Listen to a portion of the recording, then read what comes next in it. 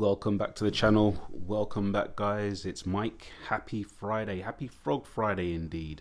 Today I have a beautiful review for you, sharing of a D1000 series frog, another one in my collection. If you've been following my channel, you know that I absolutely love the Frogman. I have a soft spot for the Frogman. But before we get into that, let's see what's on the wrist.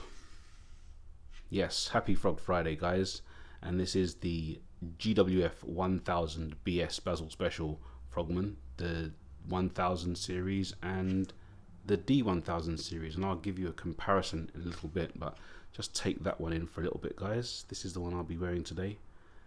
And as you can possibly see there, it did not sink. There is no dot in the little red eye there. So never mind, some of them do, some of them don't. It's hit and miss with me sometimes. Usually during the week I get at least 5 or 6 times of receiving out of 7, so I'm not too worried about it. That time is pretty spot on. In fact, let's do a little comparison right now. This one did receive, and check the seconds. So it's not too far out. Not too far out at all, guys. So back to the review, the sharing. So this is the Frogman GWF-D1000B-1JF. This is the what I call the D series Frogman. It is a D series because this Frogman has a depth meter with it. So I'm not going to be long today, guys. I'm going to try and get through this as quickly as possible because there is so much to get through. So let's do the stats first. It weighs 141 grams. This is not a light frog, guys. Not a light frog at all. You know you've got this on the wrist when you're wearing it. It's a heavy wrist piece. So 141 grams. The height is 18 mil. Chunky. I think the Frogman roughly are pretty much that size in height. It hasn't changed really from the last one. The case size is a whopping 53.3 mil. So it's big. It's a big watch, guys. Make no mistake, this is a big watch. Lug to lug is 50 mil. I think that's a standard frog size lug to lug there, but you know we have to measure from here because this is where it's going to actually count on your wrist, and that is 64 mil, guys. 64 mils on the wrist. It looks big and it's going to feel big as well. We've got a 30 mil lug size here, so these numbers are quite big, guys. You're understanding this is a huge watch. 30 mil lug size, and it tapers down to 20 mil. So it's not uncomfortable. Not uncomfortable at all, guys, but know that it's a heavy, big, heavy watch. The strap has a carbon fiber inlay, and it makes it so comfortable. Very, very nice watch to wear, guys. This one is the blue, the anodized blue decorative screws and the anodized blue depth meter covering with the blue detailing on the face of the watch, and it's very, very comfortable. I love my frogs, and I have this in 3 different iterations. So now that I've done that, guys, just to give you a size comparison and a weight comparison real quick. So this is the D series, and then let's compare it to the 1000 series. So so case size on this is a 53.3. Case size on this guy is a 52 mil. So you can see it. You can see it is definitely smaller. You know, at 52 mil.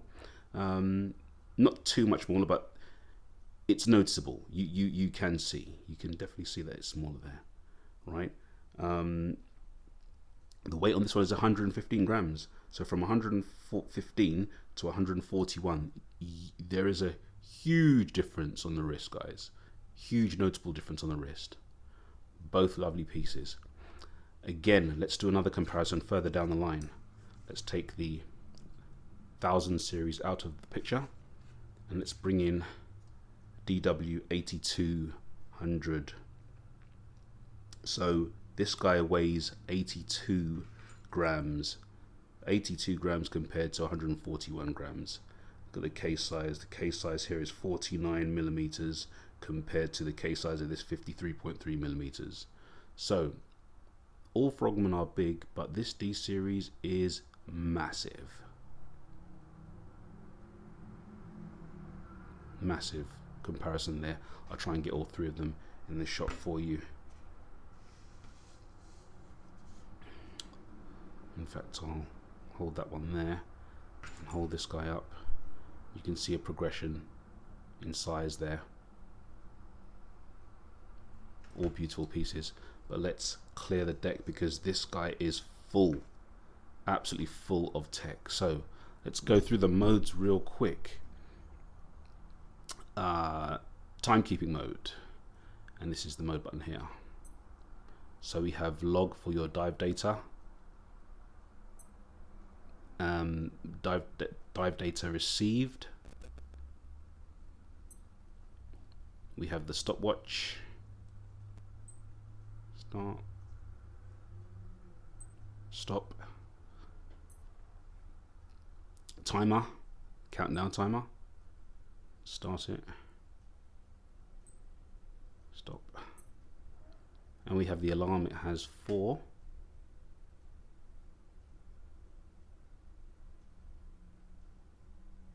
and a snooze, and the signal. Mine is on, as you can hear. World time, mine set to London for obvious reasons. Temperature. Now this is a triple sensor, guys. Unlike the ABCs of altimeter, barometer, and compass, this has the compass, temperature, and depth gauge. So it's a triple sensor G-shock. There's the tide data. Receive, and as you can see, it received its atomic signal at 3 minutes past 2 this morning, February the 28th. And back to timekeeping mode. You can change where it says the day there, the Friday. You can change that with this button to get the tide data. Now, this is the depth meter sensor, and if I press and hold the mode button, 3 seconds, now it gives me the dive data mode.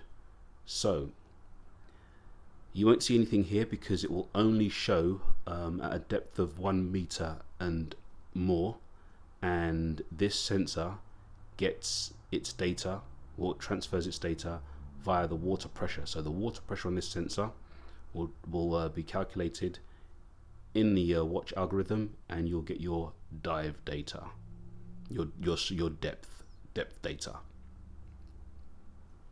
Press and hold again. Obviously I do not use that because I'm not a diver, but what a great feature to have, right? And you can actually use this as a dive watch. It is ISO rated, so you know, it's a proper instrument for diving. Compass.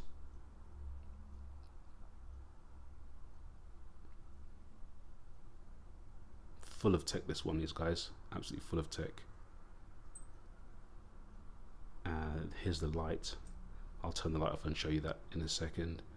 What else can I show you about this watch? In fact, let me give you a wrist shot, guys. I haven't given you a wrist shot yet. Take this guy off.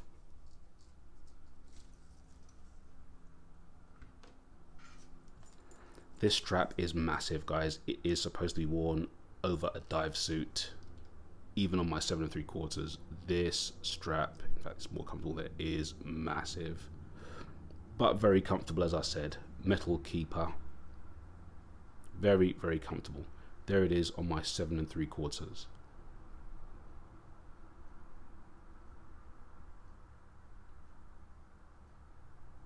Lovely, lovely dive watch, guys. You know, for any water sports, and even if you're not into water sports, it's still a beautiful piece to have and use recreationally. Let me show you the light real quick.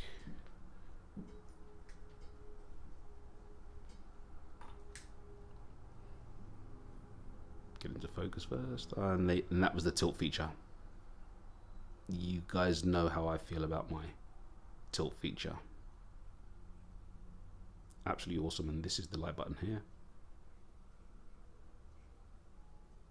There you go.